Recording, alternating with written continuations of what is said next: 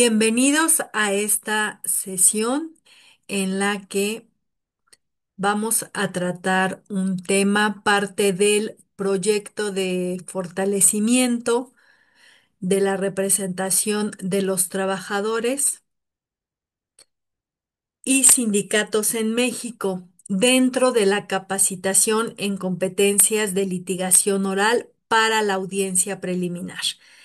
Estas son prácticas en la introducción al sistema oral en materia laboral por parte de Abarroli American Bar Association. El tema que nos ocupa son las habilidades y técnicas con perspectiva de género y grupos en situaciones de vulnerabilidad e infancias.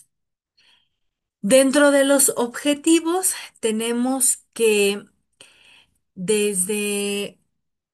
ya varios siglos en la historia de la humanidad, tuvieron que acontecer para darnos cuenta del valor del trabajo. Por eso, en el derecho laboral, que relativamente es una rama reciente, a comparación de otras ramas del derecho, como el derecho civil, que viene desde el derecho romano. El derecho del trabajo lo tenemos desde formalmente en la Constitución de 1917, aunque antes ya había algunas legislaciones de estados que eran específicamente en materia laboral. Su aparición es la respuesta a decenas de años de explotación y precariedad. Por eso es importante, como objetivo, retomar este carácter y el derecho social, reflexionando acerca primero de las luchas históricas y el papel que desempeña el Estado moderno y sus acciones para contener las fuerzas económicas. Es decir, de lo que tanto hablan los doctrinarios, que es el equilibrio entre los factores de la producción, entre el trabajo y en sí lo que es la fuerza de producción, los empleadores y que prevalezcan las obligaciones tanto para las autoridades como para los particulares desde esta concepción de constituciones sociales y democráticas. Es decir, que en esta globalización y también las reformas a nuestra legislación, atendiendo a esta legislación, a los convenios internacionales de la OIT, a los tratados internacionales, se contengan estas fuerzas económicas y se equilibre con la fuerza de trabajo para que se tenga un trabajo digno, decente, que a su vez contribuye a la producción de riqueza. También vamos a analizar el trabajo infantil, la prescripción de las acciones que pueden ejercerse en materia laboral. Además, las problemáticas como la discriminación, la violencia, el acoso, hostigamiento y la manera en que se les ha dado tratamiento en algunos tribunales laborales. De aquí tenemos que objetivos para la presentación sobre perspectiva de género son, entre algunas otras, sensibilizar, informar y capacitar sobre habilidades laborales inclusivas para grupos vulnerables. Sensibilizar es importante desde la perspectiva de género en el trabajo. Informar acerca de los grupos en situación de vulnerabilidad e infancias trabajadoras. Capacitar en habilidades y técnicas que promuevan la inclusión laboral y explicar la estructura modular de esta presentación.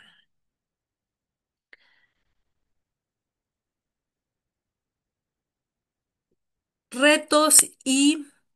barreras laborales. Primero vamos a ver el tema de los menores en el trabajo. Aquí haremos una breve reflexión. De la Constitución, los tratados internacionales, las leyes y la jurisprudencia, se establece un trato especial y diferenciado para las personas menores cuya finalidad es garantizar y proteger sus derechos a partir del reconocimiento de su propia naturaleza. Son personas diferentes a las adultas y requieren, por lo tanto, un trato diferente por la ley. Diversas reglas que deben observarse en el trabajo respecto a las personas menores se describen como lo tenemos en la Ley Federal del Trabajo, que las personas menores de 15 años tienen prohibido trabajar. Esta reforma fue también relativamente reciente a la Ley Federal del Trabajo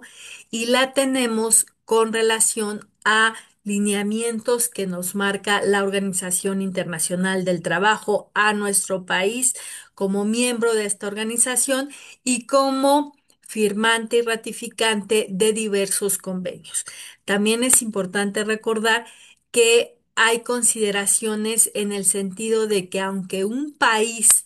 no haya firmado o ratificado algún convenio, de la OIT, está obligado a cumplirlo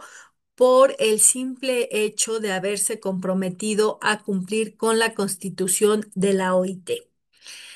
También tenemos en nuestra legislación que las personas mayores de 15 años y menores de 18 requieren de una autorización para trabajar.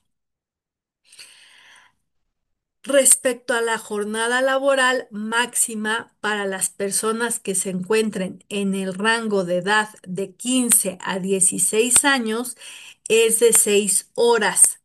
con reposo o descanso de 1 hora. De igual forma, las personas menores trabajadoras tienen derecho a vacaciones de 18 días laborables. Como ustedes saben también, las personas menores de 18 años tienen prohibido trabajar en actividades insalubres o peligrosas. Además, no pueden realizar trabajo nocturno, industrial ni laborar después de las 10 de la noche. De igual forma, las personas menores tienen prohibido trabajar en domingo o día de descanso obligatorio y tiempo extraordinario. En caso de que se labore, se deberá pagar al triple o 200%. Las personas mayores de 15 años y menores de 18 tienen prohibido trabajar si no han terminado su educación básica obligatoria, salvo aprobación de la autoridad laboral. Respecto al trabajo de los menores en el círculo familiar, no pueden realizarlo cuando se trate de una actividad peligrosa para su salud, su seguridad o su moralidad. Las personas que sean menores de 18 años también tienen prohibido trabajar fuera de la República Mexicana. Y las personas trabajadoras menores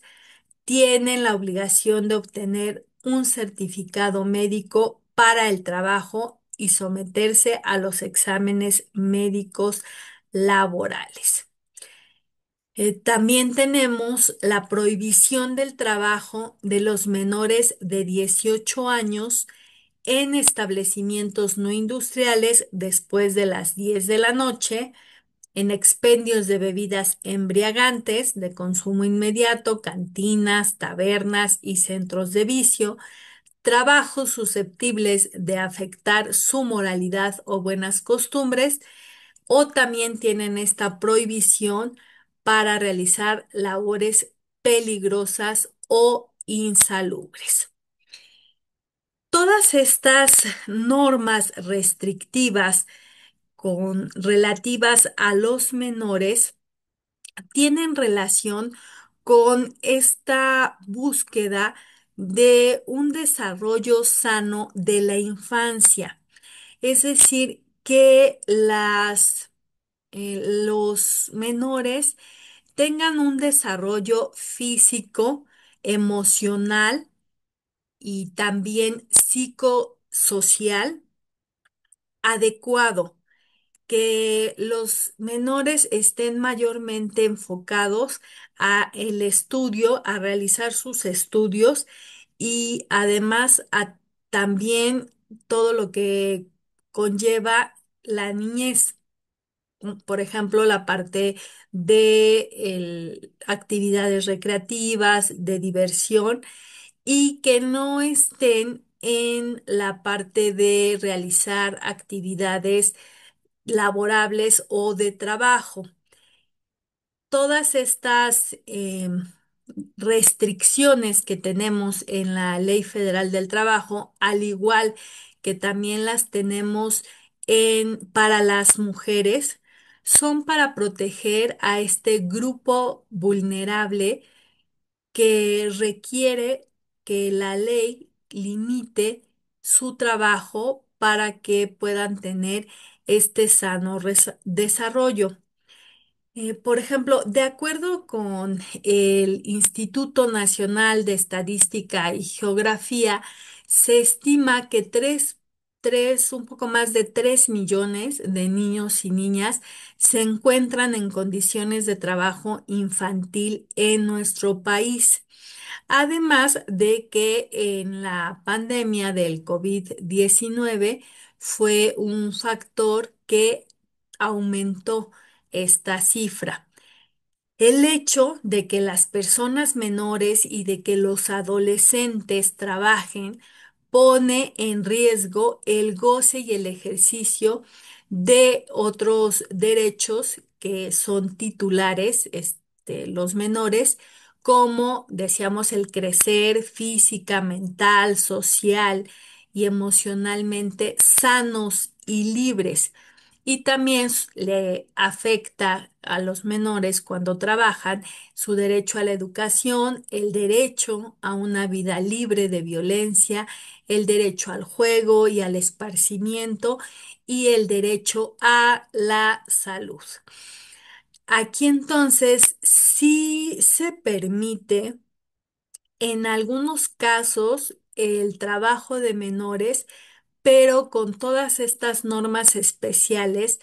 que acabamos de mencionar a fin de establecer una protección sobre el uso de la mano de obra de los menores y adolescentes. Y también que se establezcan derechos y obligaciones para las partes patronales y para autoridades laborales. De igual forma, tenemos también que en nuestro país estas personas menores comienzan su vida laboral en muchas ocasiones a muy temprana edad, lo cual pues es derivado de situaciones en pobreza, desigualdad o explotación infantil, también por la economía, la política, la educación, la cultura y cuestiones sociológicas que influyen en que los menores y los adolescentes estén forzados o obligados a realizar un trabajo. Sin embargo, podemos destacar que cuando por alguna circunstancia los menores se convierten en personas trabajadoras, es, es imperativo y debemos de estar a estas limitaciones que establece la Ley Federal del Trabajo. para priorizar el interés superior de los derechos de las personas menores y de las personas adolescentes. Por ejemplo, en el artículo 691 de la Ley Federal del Trabajo, se reconoce a las personas menores como personas trabajadoras que pueden adquirir derechos y obligaciones y también que tienen capacidad jurídica para comparecer a juicio sin necesidad de autorización. Entonces, es evidente que debemos de cuidar su debida defensa, no obstante que tengan la facultad de comparecer a juicio por sí mismos sin que deba comparecer quien ejerza su tutela. En cierta medida, este precepto rompe con la regla general del derecho que estipula que las personas menores deben estar siempre representadas por sus padres, madres o personas tutoras, pero es con el afán o con el objetivo de obtener un mayor beneficio para estas personas. Aquí entonces, si la ley les otorga una calidad directa de personas trabajadoras, entonces digamos que por sí mismos pueden ejercer los derechos que derivan de la misma legislación de manera directa y sin un intermediario. Esto sería respecto a las personas menores trabajadoras en general. Es también importante mencionar barreras específicas para mujeres y comunidad LGBTIQ y más. Obstáculos para mujeres en el trabajo. Las mujeres se enfrentan discriminación persistente en el lugar de trabajo, lo que limita su acceso a oportunidades. Muchas veces las expectativas tradicionales sobre los roles de género impiden que sean consideradas para posiciones de liderazgo y ascenso, perpetuando la desigualdad salarial y la falta de representación. Estadísticamente también tenemos datos y cifras en las que se refleja que actualmente la mujer tiene un salario menor al del hombre por el mismo trabajo que desempeñan y también que hay un menor número de mujeres en puestos decisivos, por lo cual en algún momento se implementó la cuota de género a fin de equilibrar esta desigualdad y esta discriminación, y tenemos que tanto en el sector público como en el privado se ha impulsado el que las mujeres ocupen puestos de decisión para equilibrar con esta desigualdad, y en materia de equidad y de no discriminación, estas medidas deberían de ser temporales hasta que nuevamente estadísticamente se demuestre que ya tenemos un equilibrio entre las mujeres y los hombres que ocupan estos puestos. Vamos con la comunidad LGBTIQ y más. La comunidad LGBTIQ y más enfrenta también numerosos desafíos laborales como el acoso y la falta de reconocimiento de sus derechos. Las políticas de inclusión en muchas ocasiones resultan insuficientes y las personas pueden experimentar un ambiente laboral hostil, lo que afecta a su bienestar y desempeño, además de limitar sus oportunidades en el crecimiento profesional. Eh, Recordamos que en la Ley Federal del Trabajo específicamente tenemos la,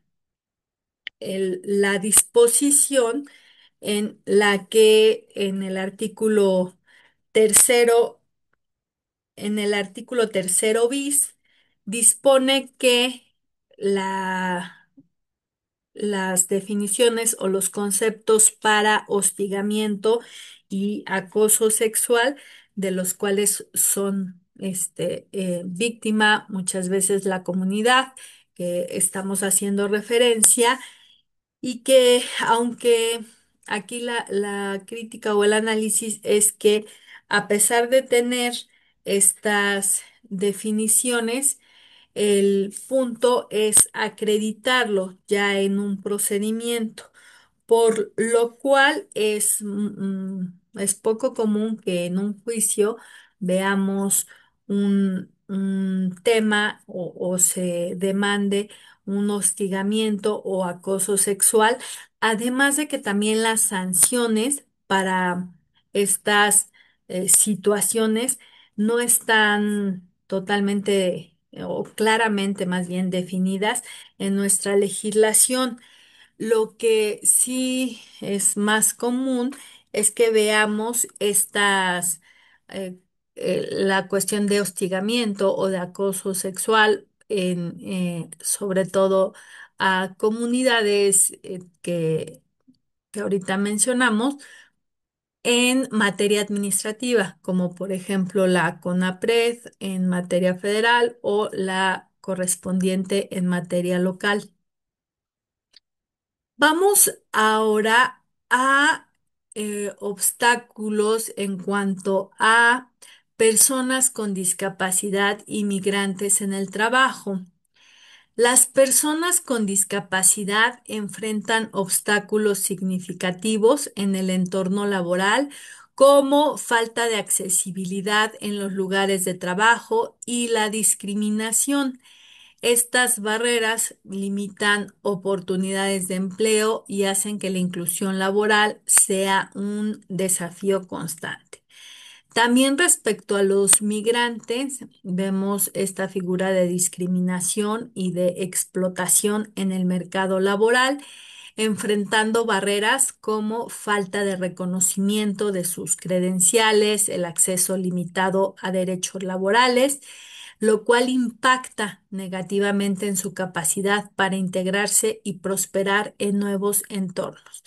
Aquí, por ejemplo, también en los migrantes vemos esta figura que resalta en convenios de la Organización Internacional del Trabajo respecto a la prohibición del trabajo forzoso, que resultaría a lo mejor a veces difícil creer que en la actualidad tenemos todavía este trabajo forzoso, porque en primera instancia a veces nos puede dar la idea de la esclavitud,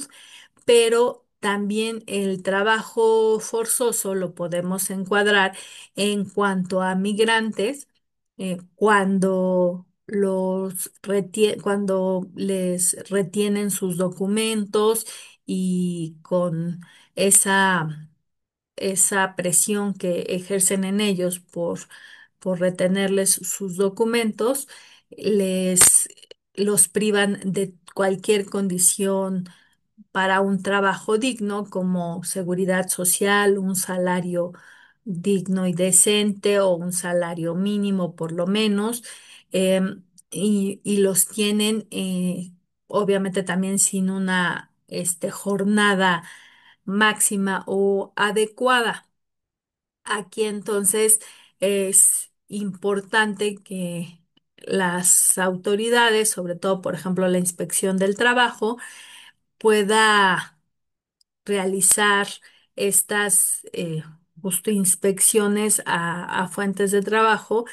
de las que se tenga noción de este tipo de trabajo forzoso y explotación, aunque también es de nuestro conocimiento que lamentablemente la inspección del trabajo cuenta con poco personal y que son muchos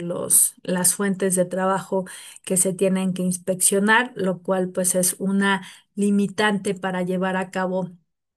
esta función de forma más adecuada. Eh, tenemos también, bueno, respecto a los migrantes y a las personas con discapacidad, que se busca bueno, desde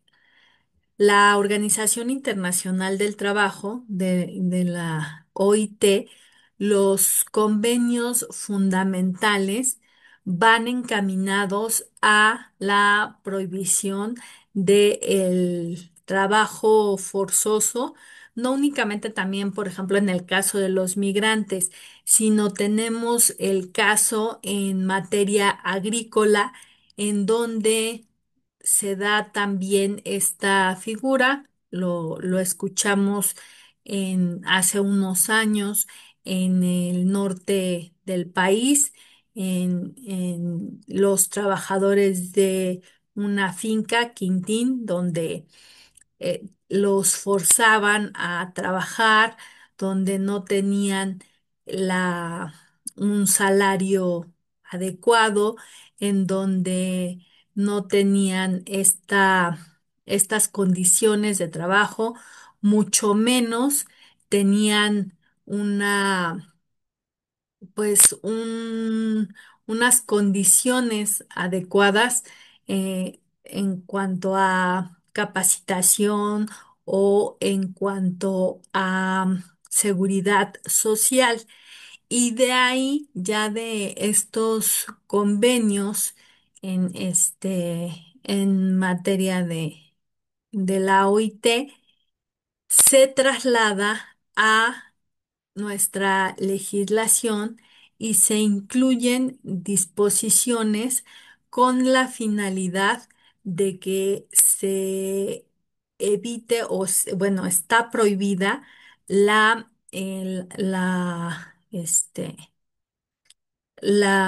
el trabajo forzoso, y que lo vemos reflejado en los artículos de la Ley Federal del Trabajo. Aquí entonces, bueno, también la perspectiva de género tiene importancia porque se aplica en cuanto, por ejemplo, a los migrantes. También tenemos la, el, el juzgar con perspectiva de género a las personas migrantes. En la migración debe abordarse desde la perspectiva de los derechos, porque si existe un dolor, una desolación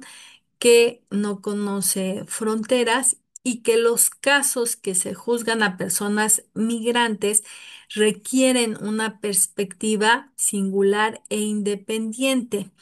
a fin de que se respeten también sus derechos humanos. Aquí hay una opinión consultiva, es la OC, Opinión Consultiva 18, diagonal 03, emitida por la Corte Interamericana de Derechos Humanos,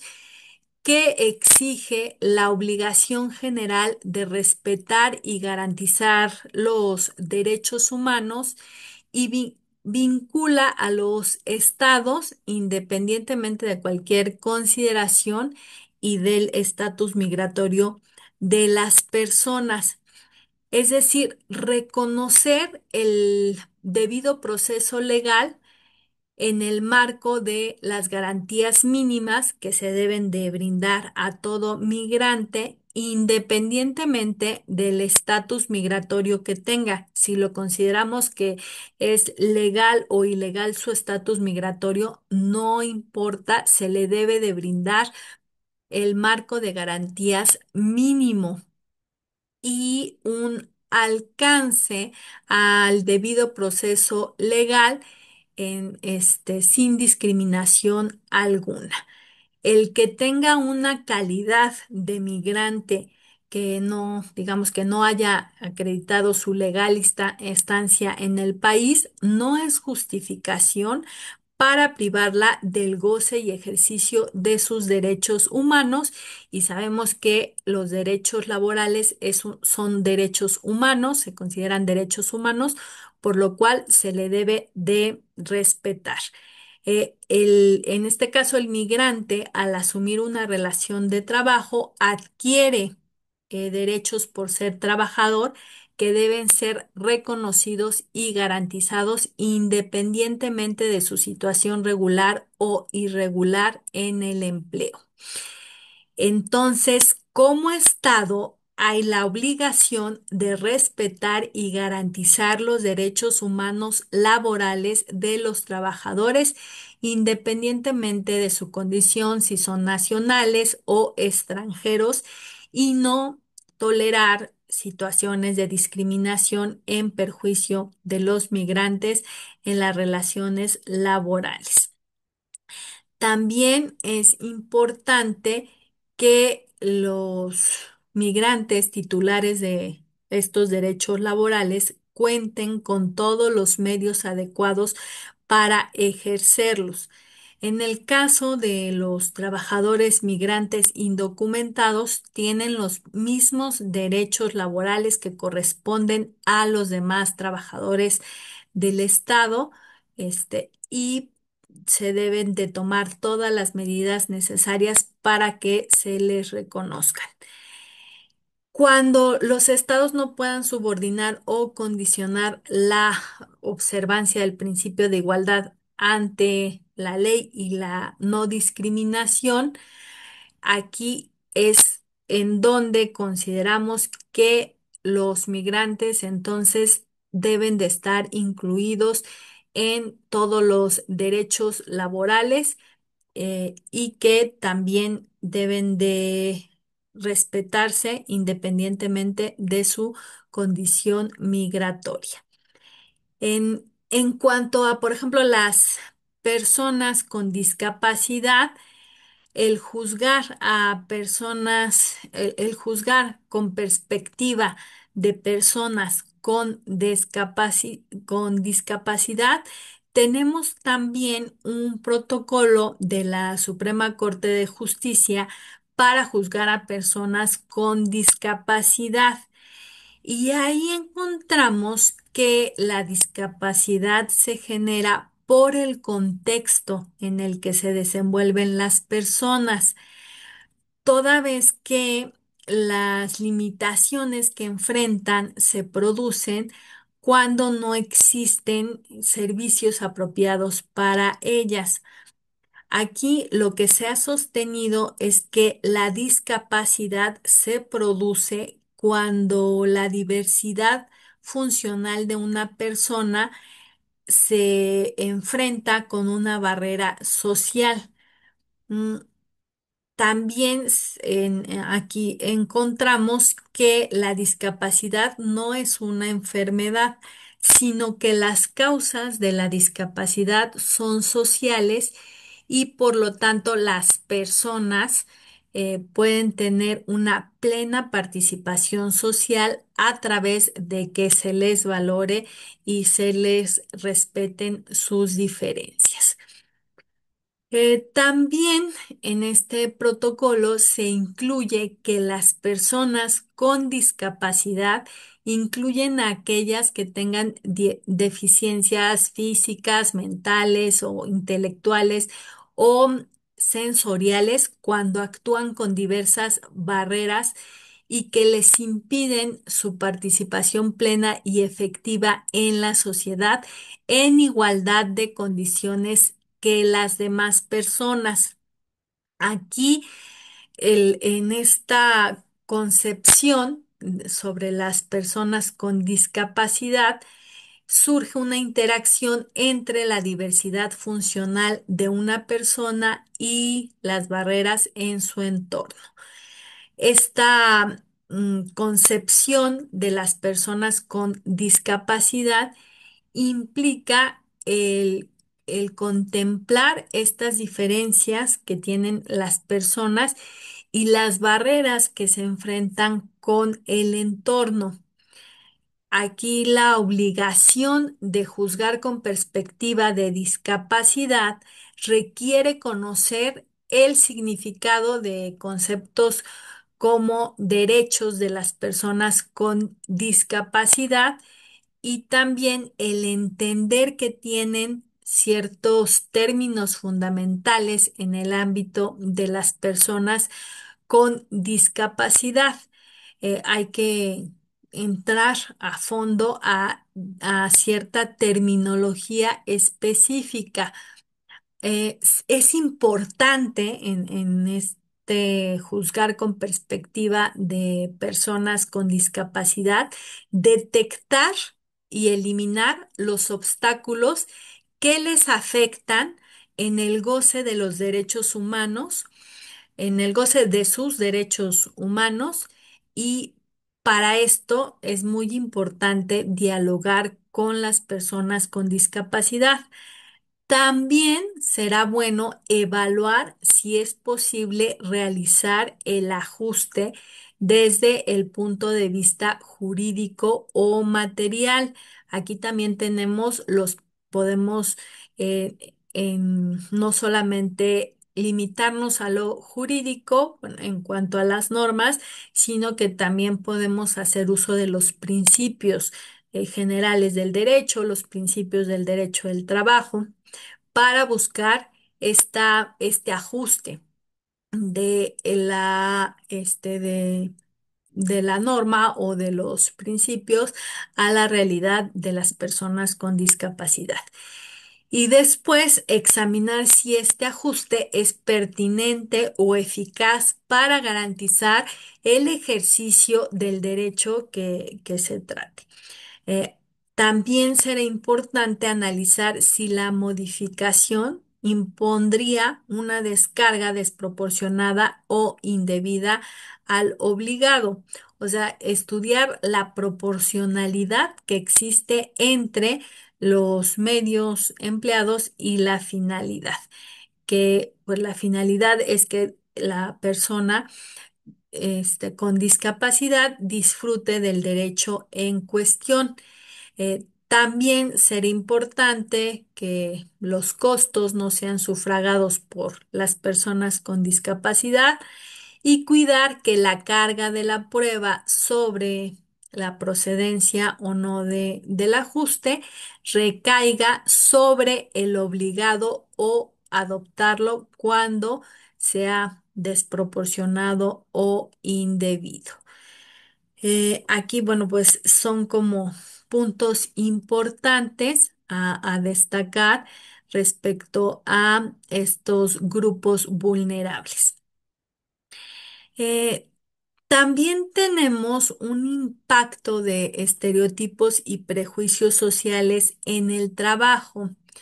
Son estas concepciones previas que tenemos porque las hemos aprendido o las hemos adoptado en forma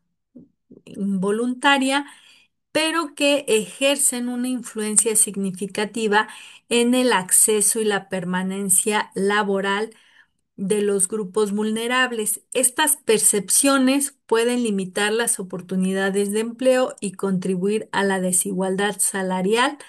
afectando a mujeres, a comunidades LGBTIQ y más, y a otros grupos en situación de vulnerabilidad. Entonces, como funcionarios públicos, es importante tener presente los estereotipos y los prejuicios sociales con los que contamos. Todos tenemos estereotipos y prejuicios. No hay una persona que no tenga ninguno. Lo importante es que los tengamos presentes, que los tengamos que estemos atentos a cuáles son, que los tengamos identificados y que en el momento en el que detectemos que surge alguno, que no, no lo expresemos o lo manifestemos y que actuemos imparcialmente o y no, bueno, aquí no sería imparcialidad, más bien sería neutralmente, porque imparcial ya sabemos que es referente a no inclinarnos hacia una parte o hacia la otra. Neutralmente sería hacia nuestra persona, en la que cuando detectamos un estereotipo o un prejuicio, no dejamos que éste influya para afectar o para determinar alguna resolución o alguna actuación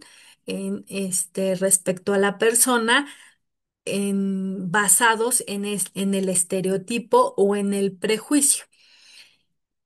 Tenemos también el marco legal nacional e internacional en cuanto a las leyes vigentes que establecen un marco para la protección de derechos laborales de grupos vulnerables. Estas normativas buscan garantizar la igualdad de oportunidades y prevenir la discriminación, promoviendo un ambiente laboral justo e inclusivo, especialmente para mujeres, para la comunidad LGBTIQ y más, y para niños trabajadores. En cuanto a tratados internacionales, hemos mencionado la OIT, la CEDAW también son fundamentales para la equidad y para proteger a grupos vulnerables. Estos convenios establecen normas esenciales que garantizan derechos laborales, fomentan la inclusión y buscan erradicar la discriminación en el ámbito laboral, contribuyendo a un entorno laboral más justo y equitativo. Eh, Tenemos también protocolos de inclusión. Estos ya son en las fuentes de trabajo, que sobre todo los empleadores, están obligados a seguir y a elaborar y a implementar estos protocolos de forma preventiva, y en caso de que no lo hagan y tengamos alguna situación de discriminación o de hostigamiento o de acoso, sí, en cuanto a estos grupos vulnerables, pues ahí van a tener esta responsabilidad directa y solidaria con quien, si fue directamente el patrón, persona física, pues es la responsabilidad con esa persona. Pero si es un patrón, persona moral, va a tener la responsabilidad solidaria la persona moral con la persona, con el jefe directo o el compañero de trabajo que haya realizado alguna de estas conductas de discriminación, de acoso, de hostigamiento en contra de estos grupos vulnerables o cualquier violación a sus derechos.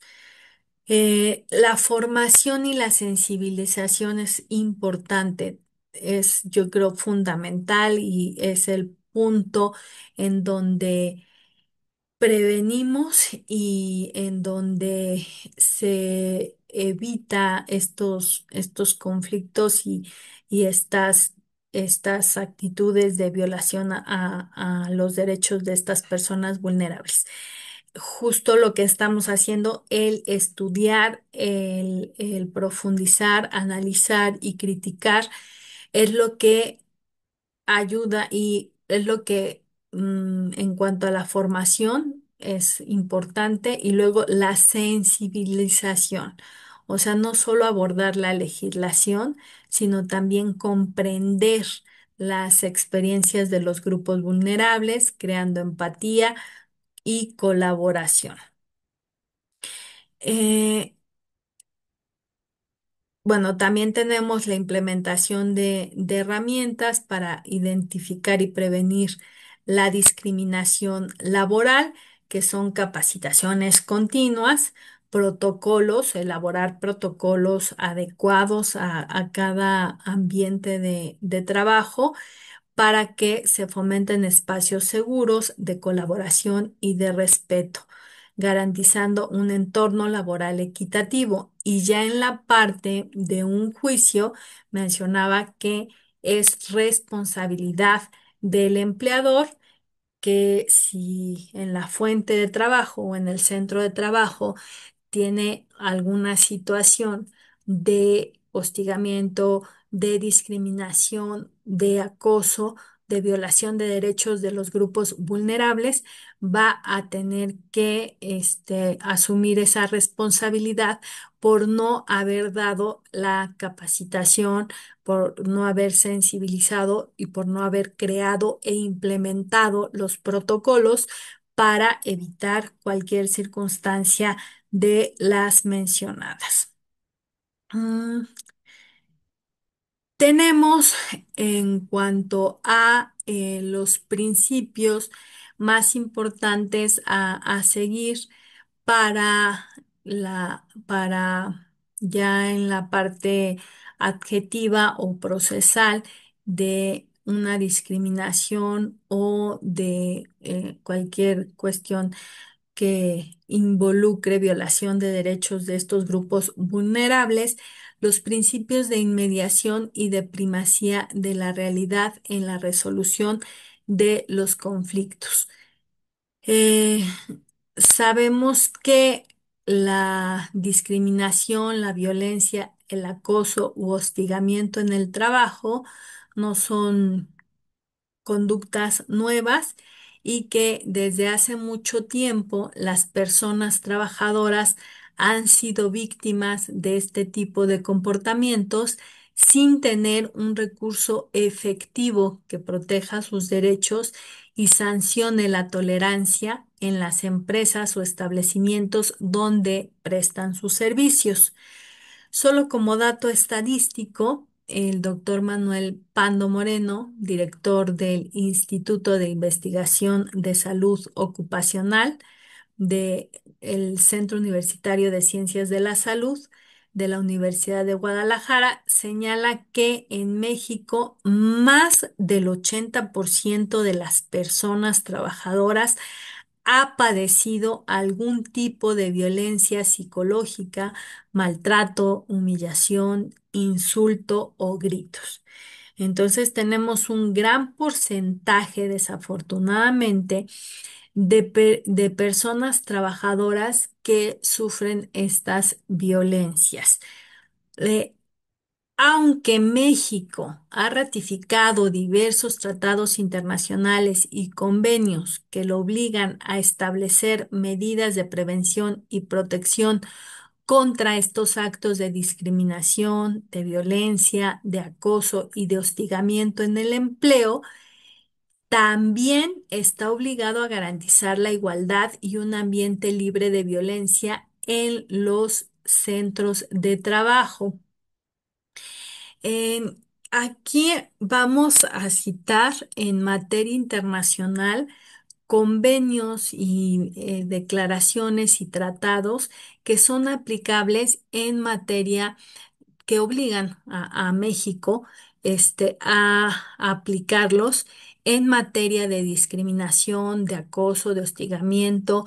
eh, de el- todas estas violaciones a los derechos laborales y que son derechos humanos de las personas trabajadoras, resaltando que no porque ya lo tengamos en el convenio o también vamos a ver en nuestra legislación, ya se van a cumplir. Es nuestra labor el que hagamos una aplicación de esta normativa internacional y de la normativa nacional. así como también dentro de la normativa nacional como fuente de derecho de los principios. Es nuestra labor materializar estos convenios, normas, tratados, la ley, los principios, que las apliquemos. Para eso las estudiamos, para eso estamos en el análisis o en el conocimiento de ellos, para que en nuestra práctica las pongamos en, ya sea en juzgar con estas perspectivas de menores, de migrantes, de también mujeres, de la comunidad LGTBIQ y más, que tengamos este conocimiento y lo continuemos aplicando de forma adecuada, o también en las demandas incluyamos en el derecho, en el apartado del derecho, la aplicación de los convenios, de los tratados y de los artículos que resulten aplicables.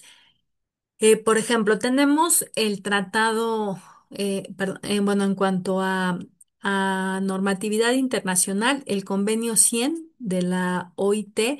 que es respecto a la igualdad de remuneración. Aquí se establece la obligación de los estados parte de garantizar la igualdad de remuneración entre el hombre y la mujer por un trabajo igual sin discriminación de género, lo cual también ya tenemos en nuestra legislación federal de la Ley Federal del Trabajo.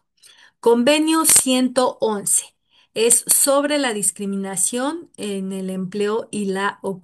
y la ocupación, y señala que los estados partes de la OIT eh, deben de llevar a cabo una política nacional que promueva la igualdad de oportunidades y de trato en materia de empleo y ocupación. El convenio 155 sobre seguridad y salud de las personas trabajadoras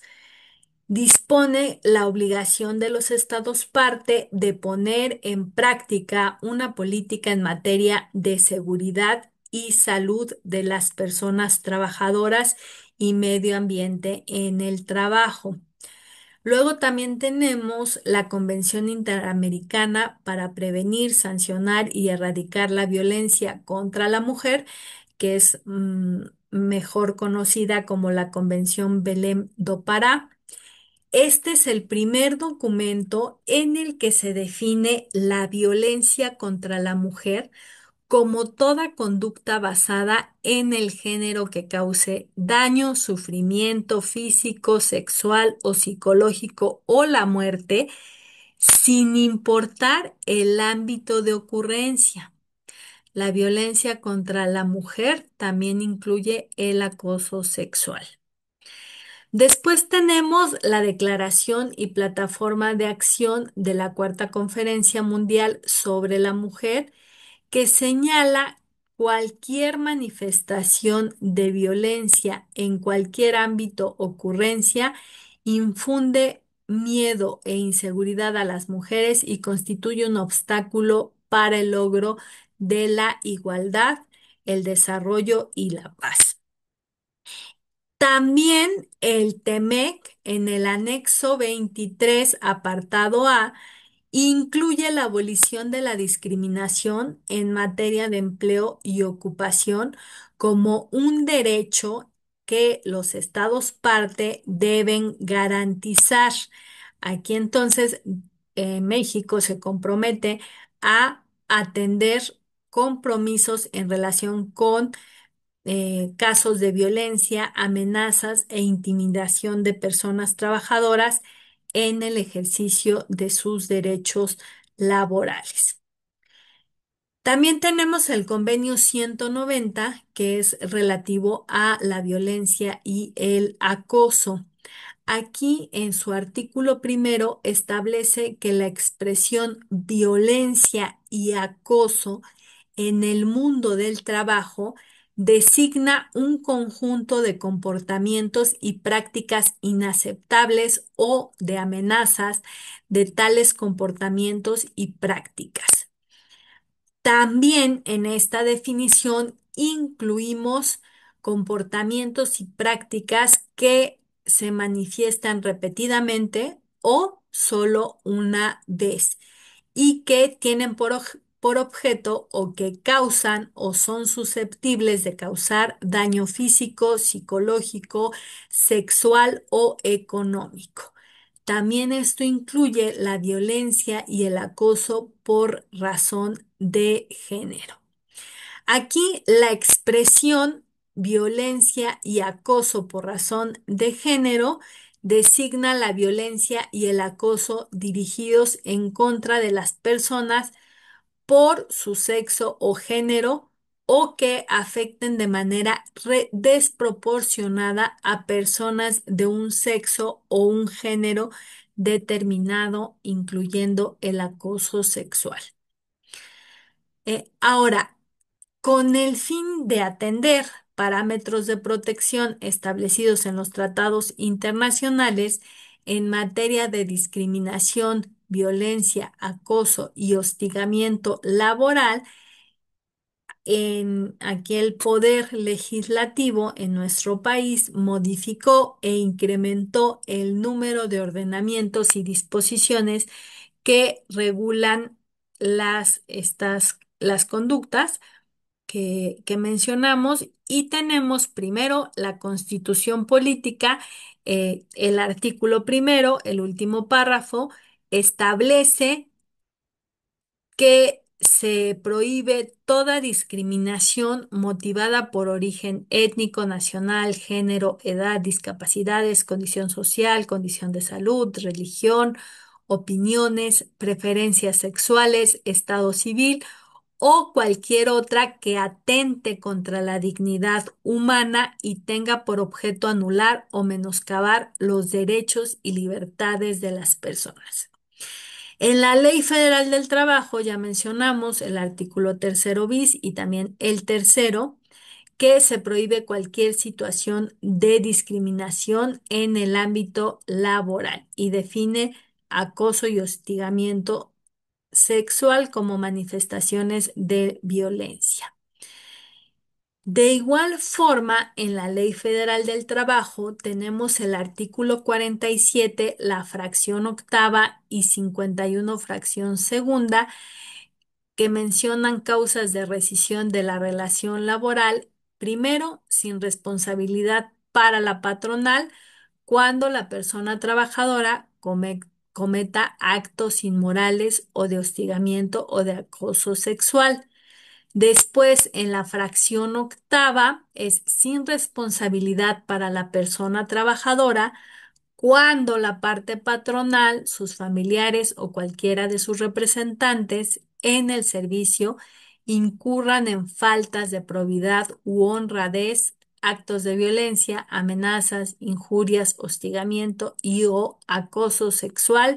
malos tratamientos en contra de la persona trabajadora. El artículo 132, la fracción 31, establece la obligación de la patronal de implementar un protocolo para prevenir la discriminación por razones de género y atención de casos de violencia y acoso u hostigamiento sexual. Además, también tiene la obligación de erradicar el trabajo forzoso e infantil. Esto fue a partir de la reforma de 2019. Aquí es en donde viene esta obligación de la patronal de establecer los protocolos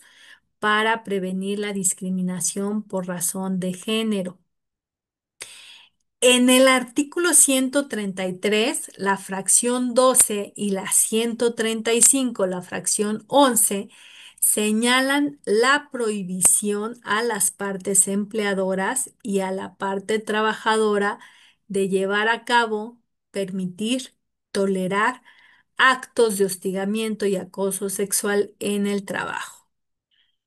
El 685 ter, relativo a las excepciones de la conciliación laboral prejudicial obligatoria, establece como excepción el haber sido víctima de discriminación en el empleo y ocupación por embarazo y las razones, y así como las razones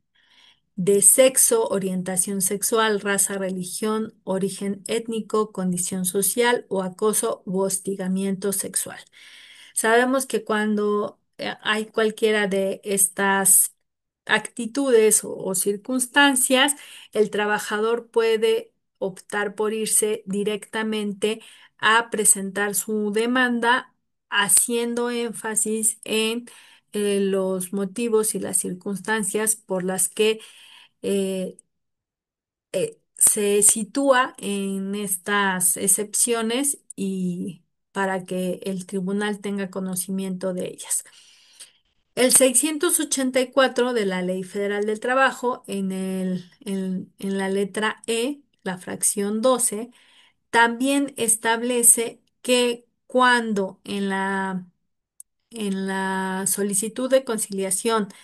se aprecie la existencia de acoso sexual, discriminación u otros actos de violencia, va a implementar las medidas necesarias para que en ningún momento se enfrente quien dice ser víctima con la persona que dice que la agredió. Eh, Aquí es de acuerdo también a la capacitación y a la preparación que tienen las personas conciliadoras respecto al tema para que en estos casos actúen con estas precauciones. El artículo 857, la fracción cuarta, establece la posibilidad de solicitar una providencia cautelar en los casos en que se reclame discriminación en el empleo, discriminación por embarazo u orientación sexual o por identidad de género, a fin de que el tribunal tome las medidas necesarias para evitar que se cancele a la persona el goce de sus derechos fundamentales. Por ejemplo, en el caso de la discriminación por embarazo, pues con la finalidad de que no se le quite la seguridad social a la mujer embarazada y pueda contar con el servicio médico al momento de tener a su bebé. En el artículo 994, la fracción sexta dispone la sanción de 250 a 5,000 veces el salario mínimo a la persona empleadora que cometa, facilite o tolere actos de hostigamiento y acoso sexual.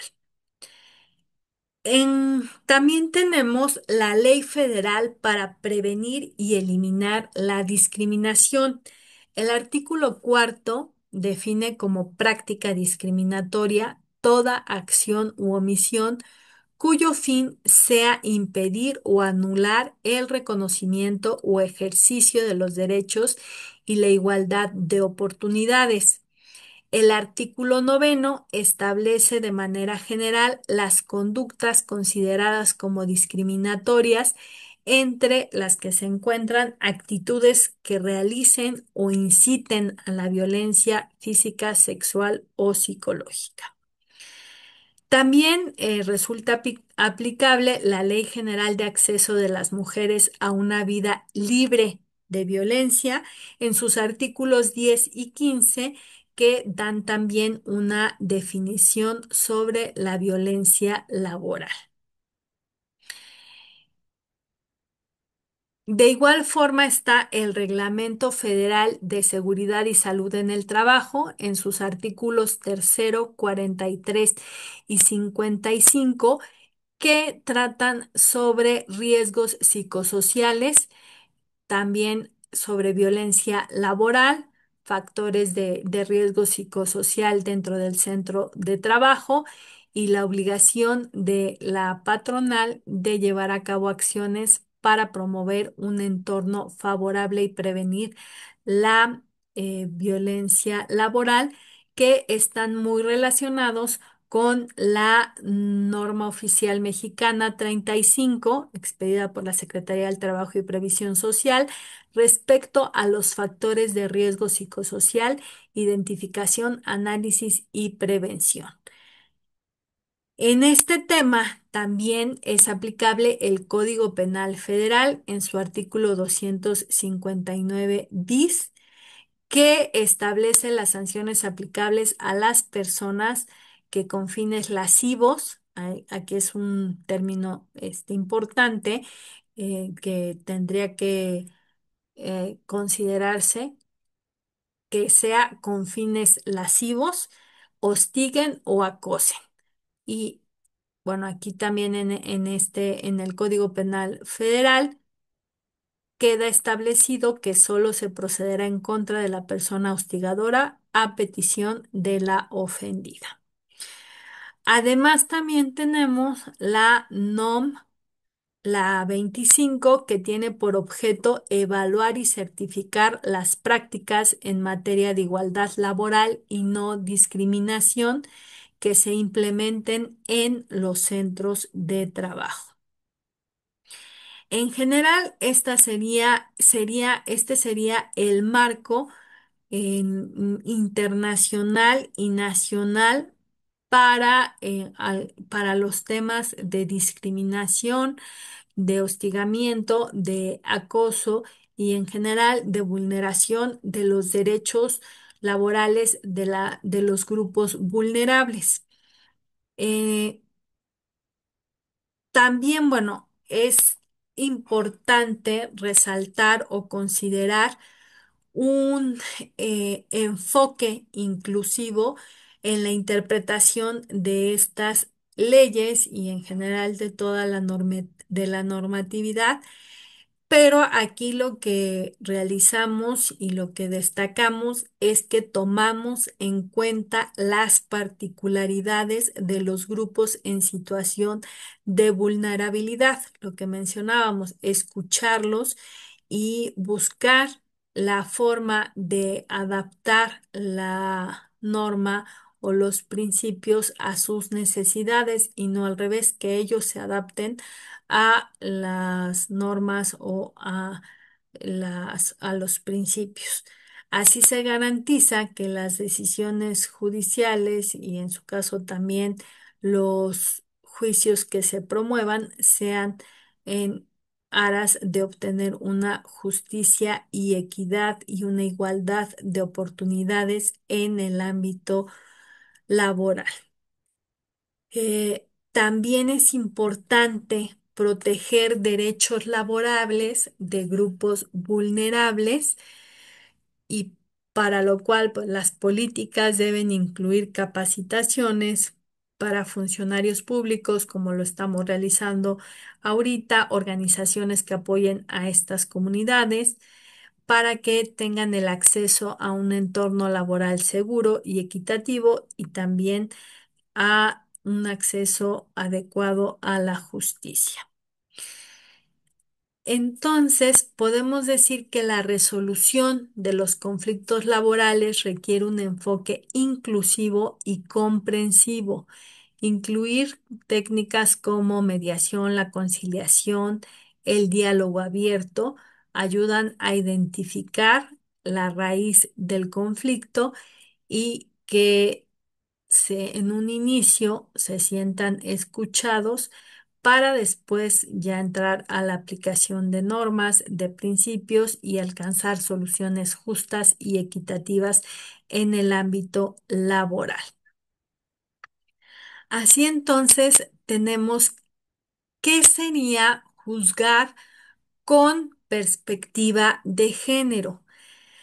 La perspectiva de género constituye un método que para detectar y eliminar todas las barreras y los obstáculos que discriminan a la persona por condición de sexo o género sean detectados por el juzgador y que también así, ya una vez que están ubicados, se puedan resolver con esta perspectiva. Es decir, implica juzgar considerando las situaciones de desventaja de las personas en situación de vulnerabilidad que por cuestiones de género discriminan e impiden la igualdad y tiende a hacer justicia. Es involucrar y hacer realidad, involucrar a las personas y hacer realidad el derecho de igualdad. Además de que es una obligación constitucional y de acuerdo a nuestro sistema normativo, los convenios internacionales están al mismo nivel que la Constitución. Entonces,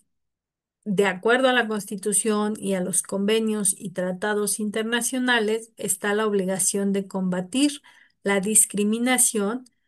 por medio de el quehacer jurisdiccional para garantizar el acceso a una justicia y remediar esta asimetría en la relación que tenemos, en la relación laboral, en la que el trabajador solo cuenta con su fuerza de trabajo y el empleador tiene los medios de producción y entonces con estas normas equilibramos esa asimetría de poder. Eh, Aquí entonces es importante que destaquemos como, como conclusiones que bueno, el tratamiento especial que deben de tener estos grupos que se consideran en situación de vulnerabilidad y que en el nuevo derecho del trabajo mexicano se está construyendo y es necesaria la transición hacia nuevas figuras e instituciones que no se separen de los principios propios del derecho social. Aquí en el nuevo derecho procesal laboral tenemos ya ahora tribunales como órganos judiciales dirigidos por personas juzgadoras que cumplen con actitudes, habilidades y principios para juzgar con perspectiva de género y también los abogados postulantes estamos en esta preparación y adaptación a este nuevo sistema en la que también ya sean servidores públicos, funcionarios públicos o en el ámbito privado, desarrollamos mayor actitudes y habilidades para una práctica adecuada del nuevo sistema de justicia laboral y hacerlo en protección y en su caso, pues reclamo del cumplimiento de los derechos laborales y por lo tanto derechos humanos de las personas en situación de vulnerabilidad. Esta obligación se puede cumplir con la constante capacitación y especialización de jueces, de juezas, de también servidores públicos, funcionarios públicos y también en operadores del derecho y en sector privado de abogados postulantes que se profundicen en el estudio de estos conflictos laborales en el que se vean conductas y fenómenos discriminatorios, evitando que se continúen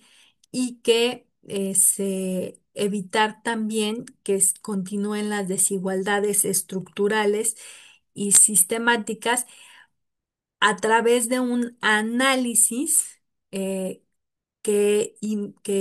incluya el género, la edad, la condición social el origen étnico, entre otras cuestiones. Así entonces, es importante que se continúe con la capacitación y especialización y también con la difusión de estos temas a través de, por ejemplo, los protocolos, el protocolo para juzgar con perspectiva de género, de la Suprema Corte. También hay un manual para juzgar con perspectiva de género que nos sirven de guía para llevar a cabo una adecuada aplicación y decíamos equilibrio en en los grupos vulnerables de trabajadores y en los medios de producción. Eh, las propuestas para aplicar la perspectiva de género deben ser integrales y susceptibles de aplicarse en las distintas fases de los procedimientos laborales. Y bueno, esto incluye a las personas juzgadoras, pero también a a las personas, a los funcionarios públicos, representantes de trabajadores, a las personas también en el ámbito privado, representantes o apoderados de las partes en las que también, bueno, además a las personas secretarios o secretarias instructoras y a quienes intervienen en la fase escrita del procedimiento, por ejemplo, en las medidas cautelares, eh, y que debemos aplicar toda la normatividad, los principios dentro de la normatividad, por los principios generales del derecho, pero además también los convenios internacionales, los tratados, eh, los tratados comerciales que resulten aplicables y que todas estas normatividad aplicable y medidas garanticen la no revictimización, pero también una reparación integral,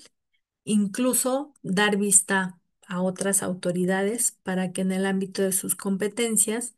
puedan realizar las investigaciones correspondientes y en su caso imponer sanciones. Así entonces, estas serían algunas de las conclusiones más importantes respecto al tema. Eh, Sirven de apoyo el- la publicación para el desarrollo de de esta presentación. El libro Derechos Humanos Laborales y Perspectiva de Género, publicado por el Consejo de la Judicatura Federal. De igual forma, tendrán a su disposición el manual para juzgar con perspectiva de género de la Suprema Corte de Justicia. Eh, Como propuestas de mejora en políticas laborales, es fundamental implementar políticas laborales inclusivas que reconozcan las necesidades de grupos en situación de vulnerabilidad e infancias trabajadoras. Se deben desarrollar mecanismos de formación, sensibilización y seguimiento que garanticen un entorno laboral equitativo, minimizando la discriminación y promoviendo la equidad de género en todos los niveles de las organizaciones. Como propuestas para mejorar en políticas laborales inclusivas, el nuevo derecho procesal del trabajo mexicano se está construyendo y es necesaria la transición hacia nuevas figuras e instituciones que no se separen de los principios propios del derecho social. En el nuevo derecho procesal laboral encontramos a los tribunales como órganos jurisdiccionales dirigidos por personas juzgadoras que deben de cumplir con actitudes, habilidades y principios dentro de los que tenemos la obligación de juzgar con perspectiva de género. Y esta obligación se puede cumplir con base en una constante capacitación, especialización que les permita a los jueces y a las juezas identificar al género como categoría especial.